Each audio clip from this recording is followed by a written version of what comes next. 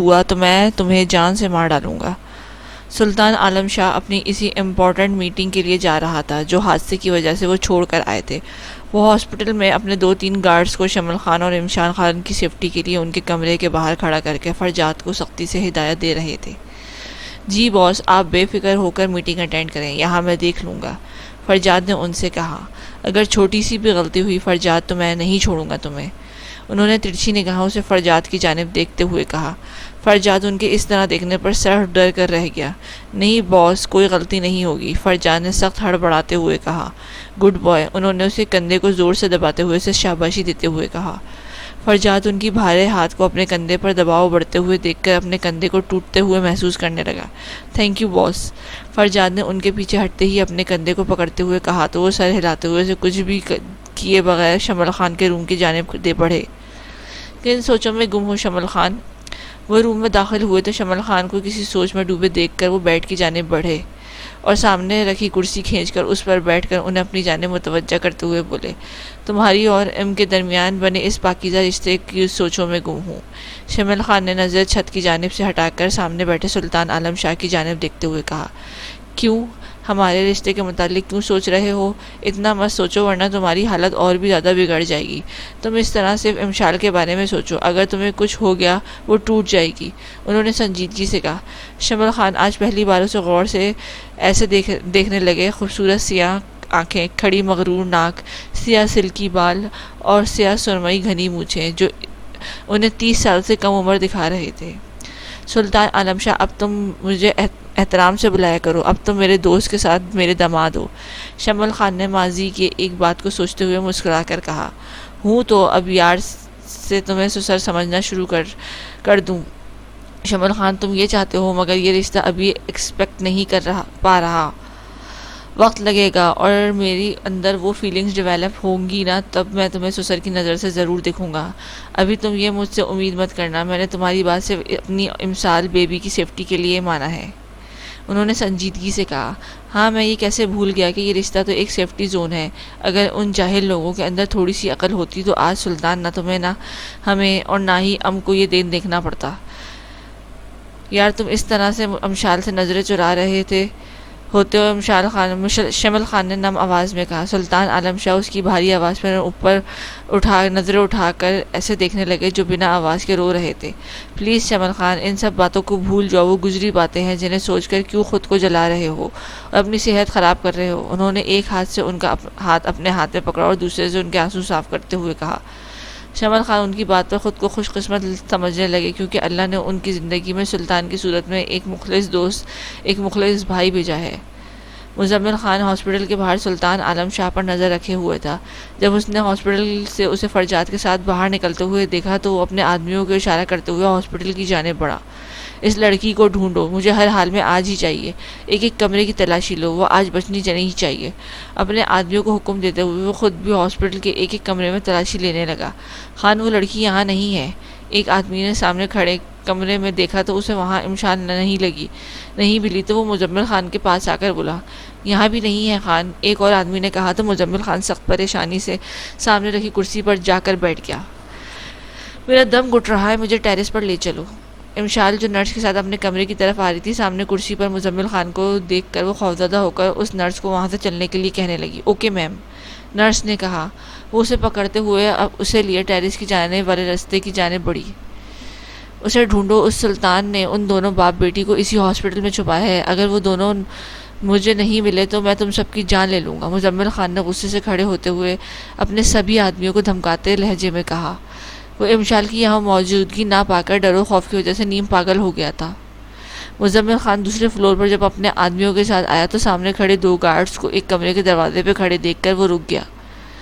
مزمل خان کی کمینگی انداز میں مسکرا کر اپنے آدمیوں سے کہا، لیکن یہی کمرہ ہے، آج میں یا تو شمل خان ہوگا یا اس کی بیٹی، اس میں یا تو شمل خان ہوگا یا اس کی بیٹی، مزمل خان نے کمینگی انداز میں مسکراتے ہوئے اپنے آدمیوں سے کہا۔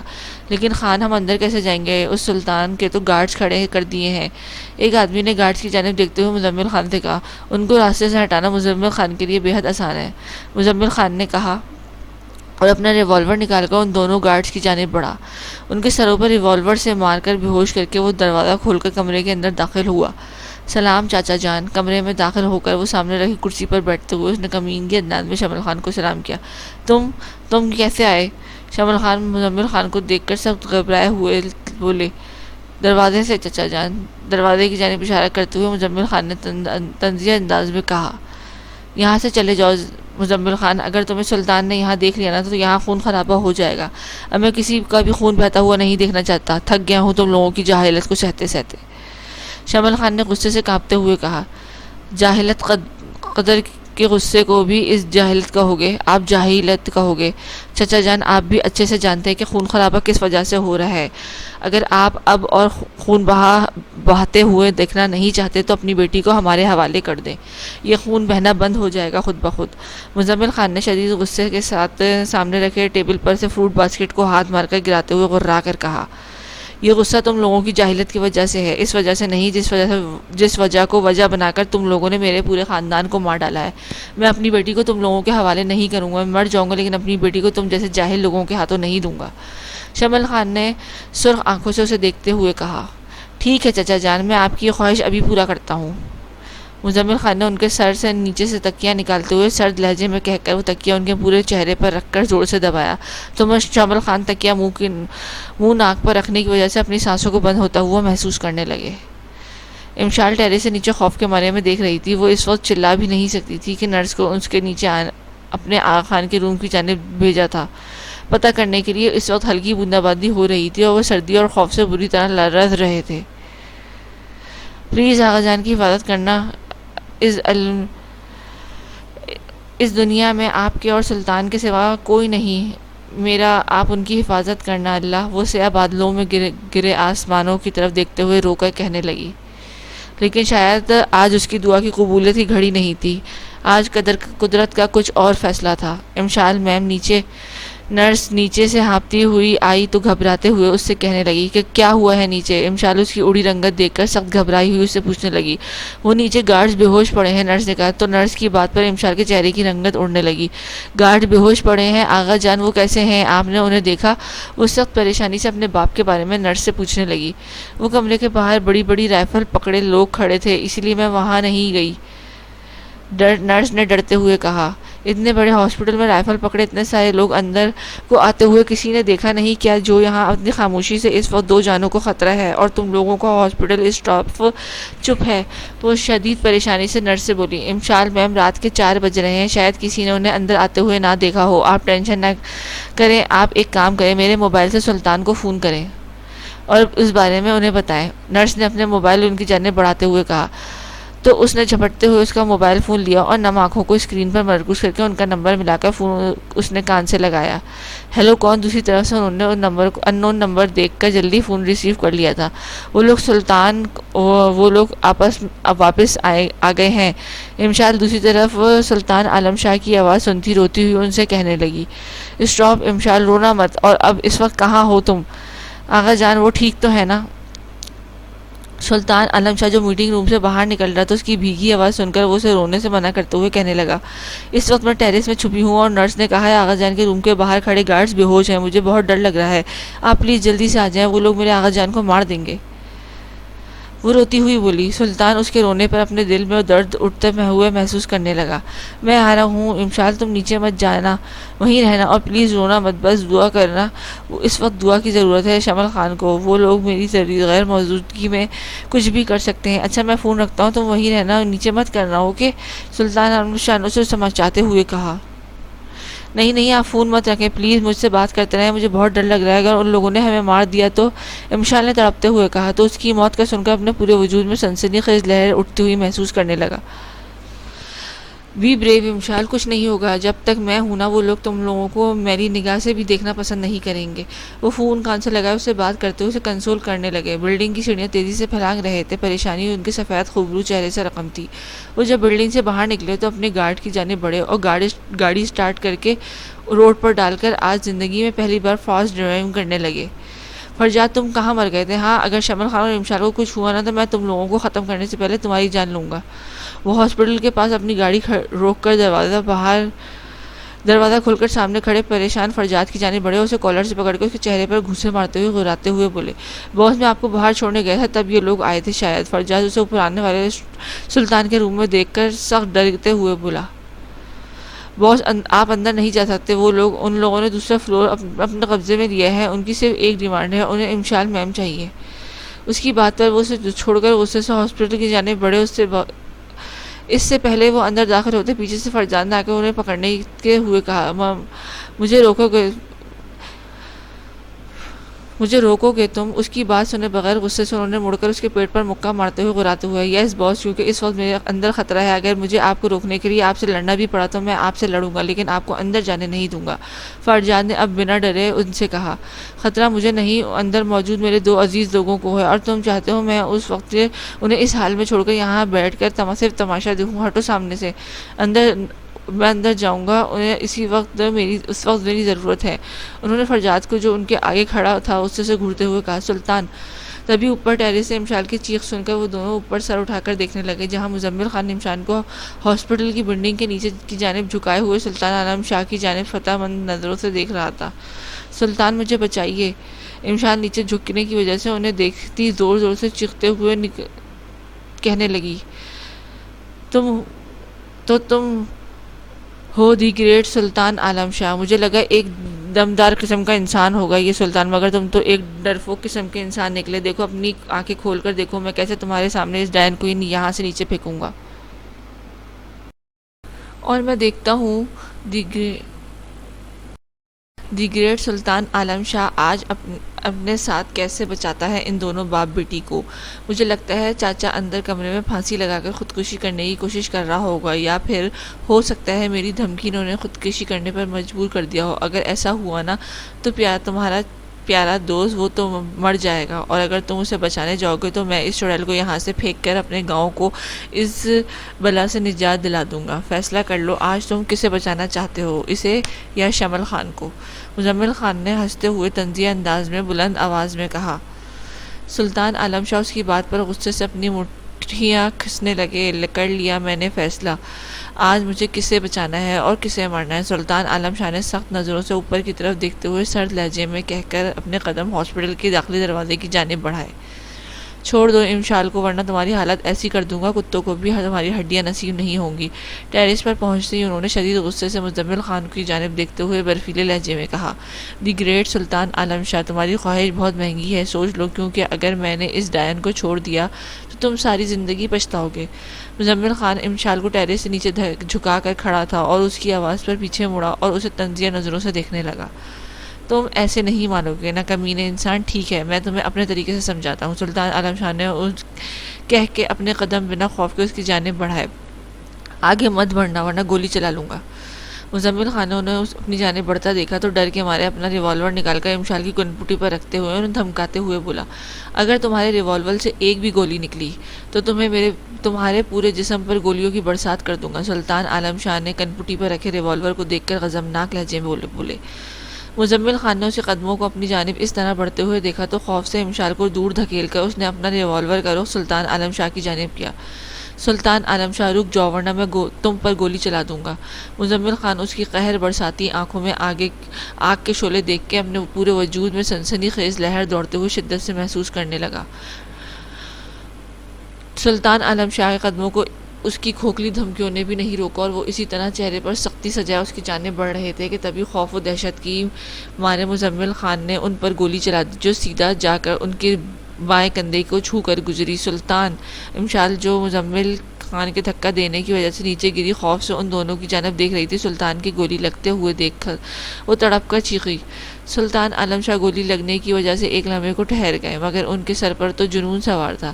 اس جنون کی وجہ سے انہوں نے اس وقت بالکل بھی تکلیف کا احساس نہیں ہوا۔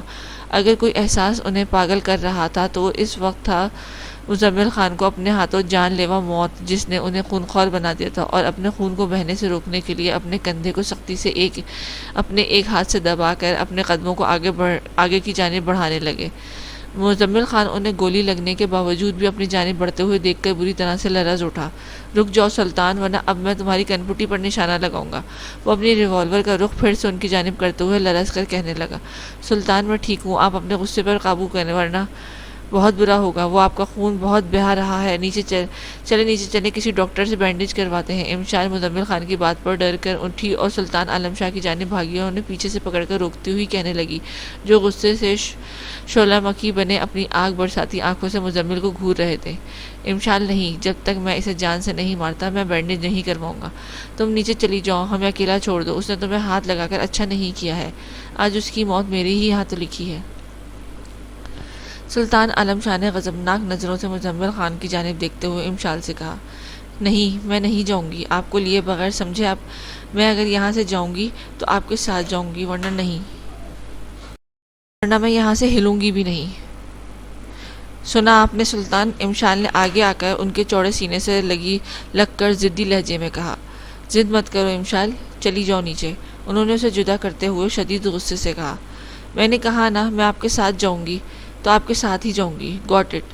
امشال انہیں بھی ضد کرتے ہوئے دیکھتی غصے سے ان کے سینے پر مکہ مارتے ہوئے آخر پر اپنا سر ان کے چوڑے سینے پر رکھ کر بولی، ٹھیک ہے، تم پیچھے کھڑی ہو کر صرف تماشا دیکھو، میں تو آج اسے چھوڑنے والا نہیں۔ امشال، ان لوگوں کو، میرا محسن کے پورے خاندان کو ختم کیا ہے تو میں اپنے محسن کے لیے اتنا تو کر سکتا ہوں، اس کے دشمنوں میں سے کسی ایک کا خاتمہ کر کے اسے سکون پہنچا سکتا ہوں، کیونکہ مجھے اچھے سے پتا ہے شمل خان اور تم اپنے خاندان کے قاتلوں کو گلے میں پھانسی کا پھندا دیکھنا چاہتے ہو۔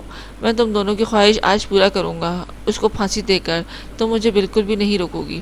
انہوں نے اسے خود سے دور کرتے ہوئے اس کے کندھے کو سختی سے پکڑتے ہوئے غصے سے کہا اور پھر انہوں نے اپنے قدم مزمل خان کی جانب بڑھائے۔ مزمل خان جو کب سے خاموش کھڑا ان دونوں کو دیکھ رہا تھا، انہیں غضبناک تیور لیے اپنی جانب بڑھتے ہوئے دیکھ کر ڈرتے ہوئے پیچھے کی طرف جانے لگا۔ تم اس لڑکی کے لیے ایک خونی بنو گے سلطان عالم شاہ، رک جاؤ، یہ غلطی مت کرو، وہ بھی ایک سیاہ قدم لڑکی کے لیے، تم نہیں جانتے یہ بہت بڑی ڈائن ہے، جب یہ پیدا ہوئی تھی تو پورے گاؤں میں آگ لگ گئی تھی، اور تو اور اپنے دادا دادی کو بھی کھا گئی تھی، یہ اپنے پیدا ہوتے ہی اسے اب مت بچاؤ، اسے مرنے دو ورنہ تم بھی اس کی سیاہ بختی کی لپیٹ میں آ جاؤ گے۔ مزمل خان نے وہ سچائی اپنے منہ سے نکالی جس کا علم سلطان عالم شاہ کو نہیں تھا۔ وہ ایک دم سے ٹھہرے اور مڑ کر امشال کی جانب دیکھنے لگے۔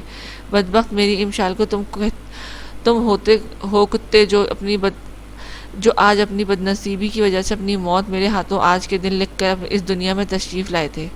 پھر ایک گہری سانس خارج کر کے پلٹے اور سرخ لہو چھلکاتی آنکھوں سے مزمل خان کی جانب دیکھتے ہوئے آگے بڑھے اور زور سے اس کے منہ پر گھوسا مارتے ہوئے غرا کر بولے، چھوڑ دے سلطان، اسے وہ مر جائے گا۔ وہ سخت جنونی انداز میں اسے اپنی ٹھوکروں کی زد میں کیے بری طرح سے مار رہے تھے۔ امشال جو منہ پر ہاتھ رکھ کر انہیں جنونی انداز میں مزمل خان کی پٹتے ہوئے دیکھ رہی تھی، مزمل خان کو بری طرح سے سانس لیتے ہوئے دیکھا اور ڈر کے آگے بڑھی اور انہیں پیچھے سے پکڑ کر روتی ہوئی کہنے لگی، کیسے چھوڑوں امشال، اس نے تمہیں بدبخت کہا ہے۔ انہوں نے اپنی پیٹ پر رکھے امشال کے نازک ہاتھوں پر اپنے مضبوط ہاتھ رکھتے ہوئے اس کی جانب مڑے بغیر غصے سے ہانپتے ہوئے کہا، اسی وجہ سے تو یہ میرے پیچھے پڑے ہیں سلطان، یہ کم عقل لوگ سمجھتے ہیں میں ان کے لیے ان لکی ہوں، گاؤں میں یا حویلی میں جب بھی کوئی مصیبت آئے تو اس کا ذمہ دار یہ مجھ کو سمجھتے ہیں، اس لیے تو انہوں نے مجھ پروٹیکٹ کرنے کی وجہ سے میرے مورے لالا اور چھوٹی بہن کو جان سے مار دیا ہے، میں اور آغا جان ان سے اسی وجہ سے بھاگ رہے ہیں، یہ مجھے اس گناہ کی سزا دینا چاہتے ہیں جو میں نے کیا ہی نہیں ہے۔ امشاد ان کی پشت پر اپنا سر رکھ کے آنسو بہاتی ہوئی اپنے اور اپنے آغا جان کو ان لوگوں کے چھپنے کی وجہ بتانے لگی، جسے سن کر سلطان عالم شاہ مزید بگڑ گئے۔ اس سے پہلے وہ مزمل خان کی جانب دوبارہ بڑھتا فرجاد کی آمد نے اسے انتہائی قدم سے روکا۔ بہت شمل سر وہ، تبھی فرجاد گھبرایا سا وہاں آ کر سلطان عالم شاہ سے بولا، فرجاد کیا ہوا شمل خان کو؟ سلطان عالم شاہ فرجاد کی گھبرائی ہوئی آواز پر ہوش میں آتے ہوئے فرجاد کی جانب دیکھتے ہوئے پوچھنے لگے، بہت صاحب نیچے چلیں، آپ کو خود پتہ چل جائے گا۔ فرجاد نے نظریں نیچے جھکاتے ہوئے کہا، تو اس کی بات پر سلطان عالم شاہ نے امشال کا ہاتھ پکڑا اور تیزی سے سیڑھیوں کی جانب بڑھے تو ان کے پیچھے تیزی سے فرجاد بھی بڑھا، جبکہ پیچھے مزمل خان بری طرح پٹنے کی وجہ سے کر رہا تھا۔ وہ تینوں شمل خان کے روم میں داخل ہوئے تھے۔ سامنے شمل خان کو ساکت و جامد بستر پر آنکھیں چھت کی جانب کیے دیکھ کر دروازے سے ہی وہ تینوں ساکت ہو کر رہ گئے۔ شمل خان دیکھو یار، اگر مجھے اور امشال کو تنگ کرنے کے لیے تم یہ کر رہے ہو تو خدا کی قسم میں تمہاری جان لے لوں گا۔ پہلے سلطان عالم شاہ کو ہوش آیا تو وہ لرزتے قدموں کے ساتھ اپنے یار، اپنے ہر دکھ درد کے ساتھی، اپنے دوست، اپنے بھائی کے قریب جا کر ہاتھ آگے بڑھا کے انہیں ہلاتے ہوئے ان کو پکارنے لگے، اٹھو شمل خان ورنہ میں سچ میں تمہاری جان لے لوں گا، تمہارا ابھی ایک حساب باقی ہے جو تمہیں مجھے دینا ہے، اٹھو یار، مجھے تم سے یہ پوچھنا ہے کہ تم نے مجھے کیوں اجنبی سمجھا، کہ کیوں وہ بات مجھ سے چھپائی جس کی وجہ سے تم آج دربدر ہو کر امشال کے ساتھ گھوم رہے ہو، کیوں مجھے اپنے یار کو تم نے اجنبی بنایا، کیوں؟ جواب دو مجھے، کیوں تم نے میرے ساتھ ایسا؟ امشال آغا جان کو اٹھاؤ، مجھے یہ پوچھنا ہے، مجھے اس بارے میں لڑنا ہے۔ ان کی جانب سے کوئی رد عمل نہ پا کر وہ بری طرح سے جھنجھوڑتے ہوئے چیخ کر کہنے لگے۔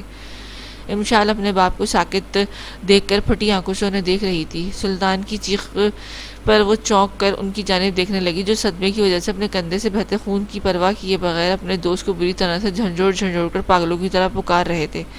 آغا جان! امشال آگے بڑھی اور سلطان کی دائیں جانب بیٹھ کر انہیں ہلاتی ہوئی بلانے لگی۔ نہیں آغا جان نہیں، آپ مجھے چھوڑ کر نہیں جا سکتے۔ فرجاد جاؤ، ڈاکٹر کو بلاؤ، لاؤ سلطان، میرے آغا جان کو کچھ نہیں ہوگا، وہ ٹھیک ہو جائیں گے، ابھی ڈاکٹر آ کر ان کی ٹریٹمنٹ کریں گے تو وہ ٹھیک ہو جائیں گے۔ جب ان کی جانب سے اسے کوئی جواب نہ ملا تو وہ شدت سے چیختی ہوئی انہیں ہلاتی ہوئی کہنے لگی، پھر مڑ کر چیخ کر روتے ہوئے سلطان کے چہرے کو پکڑ کر اپنی طرف کرتے ہوئے صدمے کی کیفیت میں ان سے کہنے لگی، نہیں امشال، وہ اب کبھی ٹھیک نہیں ہو سکتا، وہ ہمیں اکیلا چھوڑ کر چلا گیا ہے۔ سلطان عالم شاہ شمل خان کی خاموشی سے سمجھ چکے تھے کہ وہ ایک قیمتی شخص سے محروم ہو چکے ہیں۔ وہ آج اس دنیا میں اکیلے رہ چکے تھے اور ان کے دوست انہیں چھوڑ کے خاموشی سے چلا گیا ہے۔ گولی لگنے کی وجہ سے، خون زیادہ بہنے کی وجہ سے اور اس غم کو وجہ سے وہ یہ کہہ کر امشال کے آگے گر گئے۔ سلطان نہیں! امشال اپنے سامنے ان کے مضبوط وجود کو گرتے ہوئے دیکھ کر تڑپ کر تیزی سے ان کے اوپر جھکتی ہوئی چیخ کر ان کا نام پکارنے لگی۔ رات کو جب انہیں ہوش آیا تو خود کو ہاسپٹل کے ایک روم میں پا کر وہ اٹھی تو اپنے ہاتھ کی پشت پر ڈرپ لگے دیکھ کر وہ نڈل کھینچ کر دور پھینک کر اٹھنے کی کوشش کرنے لگے، مگر کندھے سے اٹھتی ٹیسوں کی وجہ سے وہ سخت کرا کر اپنے سر تکیے پر رکھ گئے۔ تھینکس گاڈ باس، آپ کو ہوش آ گیا، ورنہ آپ نہیں جانتے میں کتنا ڈر گیا تھا۔ میں ابھی ڈاکٹر کو بلاتا ہوں۔ فرجاد جو ہونگ رہا تھا ان کی کراہیت سن کر جھٹکے سے اپنی آنکھیں کھول کر بیڈ کی جانب دیکھنے لگا تو انہیں تکیے سے سر رکھے تکلیف سے کراتے ہوئے دیکھا۔ تیزی سے اپنی جگہ سے اٹھا اور ان کی جانب بڑھا۔ ان کے پاس آ کر انہیں کہتے ہوئے وہ جب دروازے کی طرف بڑھا تو انہوں نے اس کا ہاتھ پکڑتے ہوئے کہا، امشال کہاں ہے اور شمل خان کے جنازے کی تیاری کی تم نے یا نہیں؟ وہ یہ کہتے ہوئے اپنے دل میں درد اٹھتے ہوئے شدت سے محسوس کر رہے تھے۔ ان کی آنکھوں سے آنسو شمل خان کے چلے جانے کی وجہ سے بے ہوشی کی حالت میں بھی بہہ رہے تھے۔ وہ شمل سر کے جانے سے اور آپ کے بے ہوشی ہونے کی وجہ سے، صدمے کی وجہ سے اب کے بے ہوش ہونے کے بعد بے ہوش ہو گئی تھی۔ اب وہ ٹھیک ہے، ڈاکٹر نے ان کا بھی ٹریٹمنٹ کیا ہے، بس وہ ابھی ہوش میں نہیں آئی ہیں۔ فرجاد نے ان کی جانب دیکھتے ہوئے کہا، فرجاد مجھے ابھی اور اسی وقت امشال کے پاس لے کر چلو، وہ اس وقت اکیلی ہے، اسے کسی کی ضرورت ہے، اسے اس وقت کسی سہارے کی ضرورت ہے۔ تو امشال کی بے ہوشگی کا سن کر وہ تڑپ اٹھے اور تکیے سے سر اٹھا کر اٹھنے کی کوشش کرنے لگے۔ جب ان سے اٹھا نہیں گیا تو انہوں نے فرجاد کو حکم دیتے ہوئے کہا، پر باس آپ کی طبیعت ابھی ٹھیک نہیں ہے۔ فرجاد نے پریشانی سے انہیں دیکھتے ہوئے کہا، فرجاد مجھے غصہ مت دلاؤ ورنہ میں تمہاری جان سے مار دوں گا۔ اگر اسے کچھ ہوا نہ ہی میں تمہیں کبھی معاف کروں گا اور نہ ہی خود کو۔ سرخ آنکھوں سے وہ فرجاد کو گھورتے ہوئے چلاتے ہوئے بولے تو فرجاد ان کے چلانے پر سخت ڈر کر آگے بڑھا اور انہیں کندھوں سے پکڑ کر اٹھانے لگا۔ فرجاد انہیں ہاسپٹل میں بنے چھوٹے سے گارڈن میں لے کر آیا۔ وہ سامنے امشال کو نرس کے ساتھ چہل قدمی کرتے ہوئے دیکھتے وہ اسی جانے بڑھے۔ امشال جو کھوئی سی آگے بڑھ رہی تھی، پاؤں کے نیچے پھرتی آنے کی وجہ سے ٹھوکر لگنے کی وجہ سے وہ نیچے گری اور اسے نیچے گرتے دیکھ کر سلطان عالم شاہ کے دل کو کچھ ہوا تو وہ اپنی ہاتھ چھڑا کر اسے پکارتے ہوئے اس کی جانب تیزی سے بڑھی۔ امشال مائی ڈال، تم ٹھیک تو ہونا، تمہیں چوٹ تو نہیں لگی نا؟ انہوں نے اسے کندھے پر رکھے ہاتھ سخت پریشانی سے پوچھا تو امشال اپنی نظر اٹھا کر انہیں دیکھنے لگی۔ تبھی اسے ماضی کی ایک یاد شدت سے آئی تو وہ ماضی کی اسی یاد میں کھو کر رہ گئی۔ امشال میری گڑیا، آپ ٹھیک تو ہو نا؟ 11 سالہ امشال کو کھیلتے ہوئے دیکھ کر سلطان عالم شاہ مسکرا رہے تھے کہ تبھی اسے گرتے ہوئے دیکھ کر وہ تڑپ کر اپنی جگہ سے اٹھ رہا اور اس کی طرف بھاگ کر اسے اپنی گود میں اٹھا کر پریشانی سے اسے چپ کراتے ہوئے اس سے پوچھنے لگے، سلطان میری گڑیا کو چوٹ تو نہیں لگی نا؟ شمل خان جو لان میں رکھے چیئر پر بیٹھے چائے پی رہے تھے اپنی بیٹی کو گرتے ہوئے دیکھ کر وہ بھی اپنی جگہ سے اٹھ کر اپنی بیٹی کی جانب بھاگ کر سلطان سے پوچھنے لگے، لگی ہے شمل؟ یہ دیکھو اسے خروچ آیا ہے، چلو ہاسپٹل لے کر چلتے ہیں ورنہ انفیکشن ہو جائے گا۔ سلطان عالم شاہ شمل خان سے زیادہ پریشانی سے امشال کی ٹانگ پر لگی چھوٹی سی خروچ کو اپنی جانب اشارہ کرتے ہوئے نم آواز سے بولے، ارے اتنی سی چوٹ کے لیے ہاسپٹل والوں کو کیوں پریشان کرنا چاہتے ہو تم دونوں باپ اور انکل؟ شمل خان کی بیوی ان دونوں کو پریشان دیکھ کر گاڑی کی جانب تیزی سے بڑھتے ہوئے دیکھ کر ہنستی ہوئی ان دونوں سے کہنے لگی، بھابھی چھوٹی سی خنوج بھی سیف نہیں ہے ہماری گڑیا کے لیے، ہمیں فوراً ہاسپٹل میں جا کر ٹریٹمنٹ کرنا پڑے گا ورنہ ہماری گڑیا کو بخار ہو جائے گا۔ سلطان نے ان کی جانب دیکھتے ہوئے سخت پریشانی سے کہا۔ شمال خان نے اپنی بیوی کی بات پر غور سے امشال کی ٹانگ کی جانب دیکھا تو چھوٹی سی خنوج کو دیکھ کر وہ بھی مسکرانے لگے اور سلطان کی جانب دیکھنے لگے جو بالکل ان کے لالا جو ان کے دشمنوں کی گولی لگنے کی وجہ سے اس دنیا سے چلے گئے تھے۔ سلطان کو ان کی طرح امشال کی فکر میں تڑپتے ہوئے دیکھ کر ان کی آنکھوں میں آنسو بہنے لگے۔ سلطان، تم اس کی کیئر بالکل لالا کی طرح کرتے ہو، میرے لالا بھی بالکل میری امشال کا خیال تمہاری طرح رکھا کرتے تھے۔ شمال خان نے اپنے لالا کو یاد کرتے ہوئے اپنے آنسو پوंچھتے ہوئے کہا، تم رو مت، میں اب اس سے شمال خان نے امشال کا اکیلے نہیں تمہارا بھی خیال ایک بڑے بھائی کی طرح رکھوں گا، کیونکہ امشال بیبی ہم نے ٹھیک کہا نا، اب ہم آپ کے تایا اور آپ کے آغا جان کے لالا بن گئے ہیں، اب سے آپ دونوں مجھ سے ادب سے بات کریں گے، اگر آپ دونوں نے مجھ سے بدتمیزی کی نا تو ہم دونوں کو سزا بھی دیں گے۔ امشال ان کی آواز پر ماضی کی یادوں سے نکل کر ان کی جانب دیکھنے لگی جو انہیں پکار رہے تھے۔ امشال ان کی جانب دیکھتے ہوئے اپنے آغا جان کو یاد کرتی ان کے سینے سے لگ کر بری طرح سے رونے لگی۔ آغا جان کیوں چلے گئے سلطان؟ وہ اسی طرح سے روتے ہوئے بولی۔ خاموش امشال، ہماری زندگی امانت ہے اس پاک ذات کی، وہ جب چاہے بلا سکتا ہے، تم چپ ہو جاؤ، میں ہوں نا، بس اس کے لیے تم دعا کرنا کہ باقی کا سفر وہ آسانی سے طے کر سکے۔ انہوں نے اس کی پشت پر ایک ہاتھ رکھ کر اور دوسرے سے اس کی سلکی بالوں پر پھرتے ہوئے کہا، درد تو نہیں ہو رہا لیکن وہ اس وقت صرف امشال کے لیے خود کو مضبوط بنائے ہوئے تھے، اگر وہ ٹوٹ گئے تو امشال پھر جی نہیں پائے گی، رو رو کر اپنا حال بلا کر لیں گی۔